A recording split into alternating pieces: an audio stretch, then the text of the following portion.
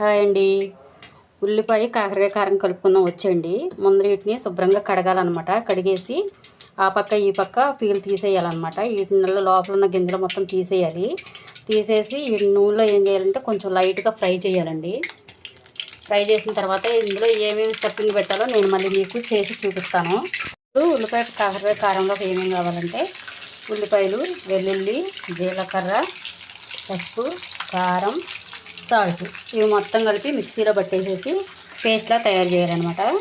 చూసారా, పేస్ట్ ఇలా రెడీ అయిందనమాట. దీన్ని ఏం చేయాలంటే ఇప్పుడు ఈ కాకరకాయలు కొంచెం లైట్గా వేసుకున్నాం కదా, వాటిలలో ఇలా స్టఫ్ చేయాలన్నమాట. ఇలా చేసి మళ్ళీ ఏం చేయాలంటే నూనెలో డీప్ ఫ్రై చేసుకోవాలంట. కొంచెం చేసుకుంటే కానీ అప్పుడు ఇదంతా పడద్దు అనమాట. దానికి పట్టి చాలా టేస్టీగా ఉంటుంది అనమాట. మళ్ళీ దీన్ని ఏం చేయాలంటే కొంచెం ఆయిల్ వేసేసి తాలింపు పెట్టాలన్నమాట. అప్పుడు రెడీ అయినట్టు అనమాట. నేను మళ్ళీ మీకు చూపిస్తాను.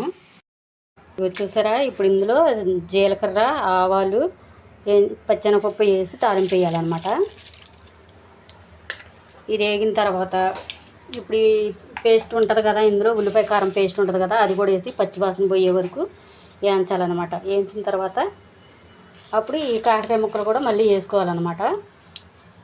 వేసుకొని కాసేపు వేగనిస్తే అప్పుడు ఆ టేస్ట్ వస్తుంది అనమాట. ఆ టేస్ట్ వచ్చిన తర్వాత మనం అన్నంలో వేసుకున్న వేడి అన్నంలో వేసుకున్న, లేకపోతే చిన్నపిల్లలకు పెట్టినా, చిన్నపిల్లలు బాగా ఇష్టంగా తింటారనమాట. వాళ్ళకి పెట్టినా కానీ ఆరోగ్యపరంగా కూడా బాగుంటుంది. మీరు కూడా ఇలా ట్రై చేయండి.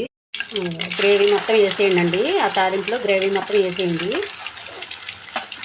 అంటే కొంచెం పచ్చివాసన పోయే వరకు కూడా వేయించాలన్నమాట దీన్ని. అప్పుడే దీనికి చాలా టేస్ట్ వస్తుంది అనమాట.